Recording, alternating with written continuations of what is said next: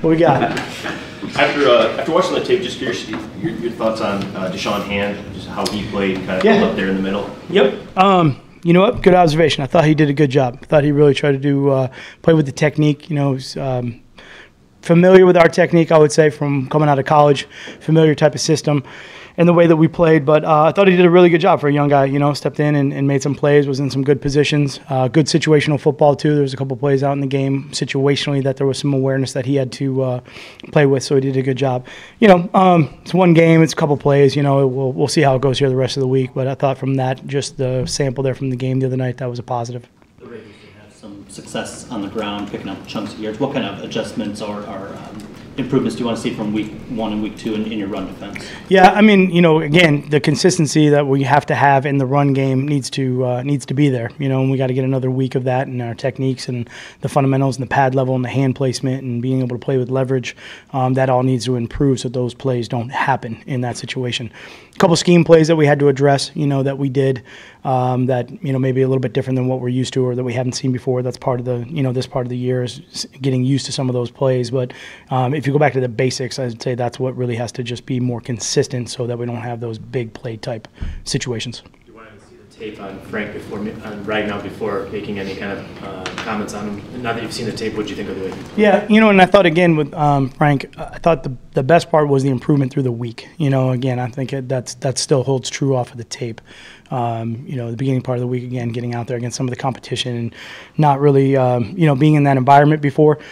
But I would say, you know, the offensive line in general, it's one of the hardest units to have to try to prepare, and especially as a new guy. You know, some of those other guys have played together for a while here, and to be able to see everything that the Raiders did, which is a lot. You know, they do a lot of different scheme stuff with the double mug and the different pressures and, you know, the blitz packages that they run. There's a lot there for an offensive lineman to digest, individually and then also as a group. So I thought the biggest improvement that I saw on tape was the communication from that standpoint, especially with the different tackles that were playing next to him, just getting on the same page so there wasn't just a straight free runner from, you know, that assignment standpoint. That was a big positive. How aggressive do you expect to be at the trading deadline, and specifically when it comes to the running back, where it seems like maybe you have a surplus of you know, good players at that position? Sure. Really focused on today. Absolutely just trying to make sure we go have a good practice today. The trade, I don't even know when the trade deadline is. So we're just going to make sure that we have a good practice today. Roster cut down. Again, it's 100% about today.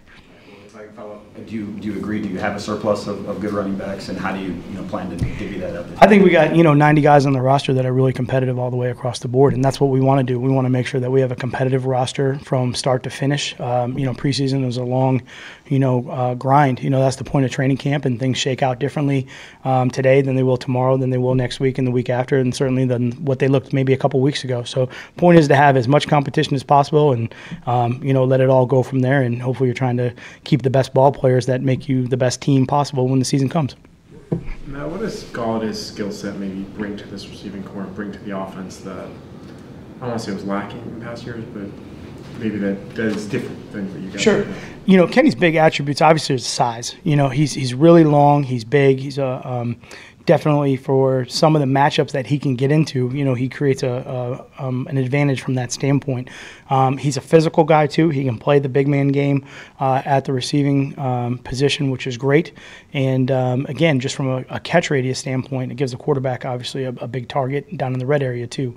So kind of those are some of the attributes that are really good. I think, like all the guys, I would say from the standpoint of as a team, we just got to be more consistent in everything that we're doing and really across the board. And he's a guy that definitely trying to make the transition from one year to the next. That's a big step for him, and just understanding the full concept of what we're doing, which he's learning, which has been good so far, to really just being consistent with all of that information. It's one thing to kind of come in as a young player, learn a specific role, be consistent with just that information, but now once you expand the information, to make sure that that is continually improved upon as it goes through. Do because he's shown that he can be a deep threat. Obviously, Marvin has a history as a deep threat. What does that do if they're both able to be on the outside? for what you guys are trying to do? Sure. I mean, you like to, obviously, with all the receivers, you like to put them in different spots across the board. You know, you're trying to get whatever you can from a matchup standpoint. Certainly, if you have receivers that do have the ability to go vertical in general in an offense, what you're hoping is that it creates a little bit more space underneath, you know, from that standpoint. And it puts the defense in a bigger bind where now they have to be able to defend the deep ball or commit maybe an extra defender to be back there for that certain situation that could come up, which makes you a little bit light someplace else. So having that ability to, you know, have the threat of the deep ball, opening up some underneath windows. But with both of those players, you know, they have those intermediate routes. They have the short routes too. So just having the full route tree than just pushing the ball vertical is advantageous for us. The scheme that was in here before obviously was for the defensive lineman, kind of pin your ears back, you know, get upfield as much as possible. Different look in many ways with what you've got. I'm just curious, when you have a game like Friday where maybe it doesn't seem like there's as much interior pressure, I'm just wondering, there's supposed to be, or you know, what sort of your philosophy is with those defensive tackles and pass rush spots? Sure. You know, when the quarterback drops back to pass, we're always trying to get him. I mean, that's our number one goal is to, you know, try to go get the quarterback because he's got the ball. So that doesn't change. Certainly, I don't know what the scheme was before I got here. It doesn't really matter. I think that's all we're trying to do is get better at what we're doing right now, you know, playing with good technique and good fundamentals. And certainly we do understand that, you know, when those certain situations come up, there has to be more pressure on the quarterback. We have to kind of marry the rush and the coverage. It's something that kind of works together, you know, as you go through. And I would say in both aspects of it, you know, need to improve. And then that's the point of that game, you know, the other night, try to play fundamentally sound football. You know, that's really the big part of it. It's not a big scheme game. It's not anything where you're dialing up a bunch of different, you know, game plan thoughts. You're just trying to make sure the guys can understand and execute what you're asking them to at a high level, see if they understand, you know, the game itself and what happens from down in to down out and handle the speed of the game. So certainly that'll obviously increase as we go through training camp here. And, you know, we look to improve as we, you know, work this week and then forward. But, you know, some of those things with the passing game, again, you know, it's just circumstantial depending on what it is and what they're doing from an offensive perspective, but real kind of basic for us. Just overall right now, obviously there's always work to still be done. You're always moving forward, but where your team is right now with where you have them in the preparation, how do you feel about where your team is right now?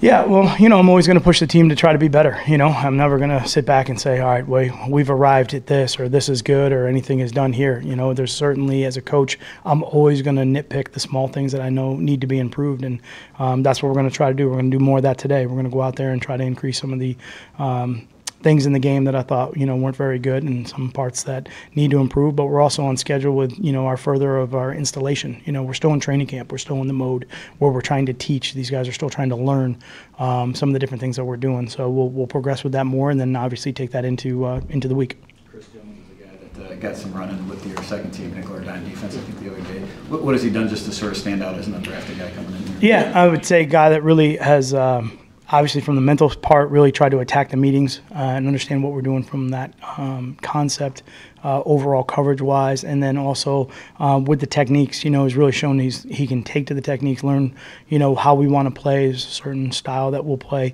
and he's been able to really do that on a consistent basis, you know, and someone that also has the ability to kind of move around a little bit positionally, you know, be able to be in some different spots, which is critical for us, especially for a young guy, you know, if you're trying to you know, get yourself in a position to compete, you know, being in different positions, also special teams, things like that, where you can make multiple kind of, you know, benefit to the team. That's what's going to obviously stand out for us as coaches.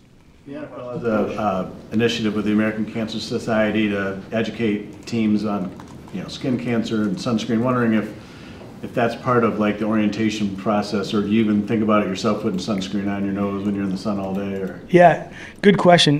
You know, we actually have the sunscreen out and it's available, you know, for everybody, and it's definitely something I think we do try to talk about. You know, when we get into our physicals in the off season during the spring and things like that. And one of the things we do try to do, which is great here, we haven't done it before, but is to you know, take a look at the skin cancer part of it and see if there's anything that maybe you have questions on as a person, you know, like, hey, this doesn't look right, or what do you think about this? So I would say that probably not enough information. I think we always can, you know, give more information on all of that that topic in general, but definitely something we got to be conscious of when we're out in the sun that long.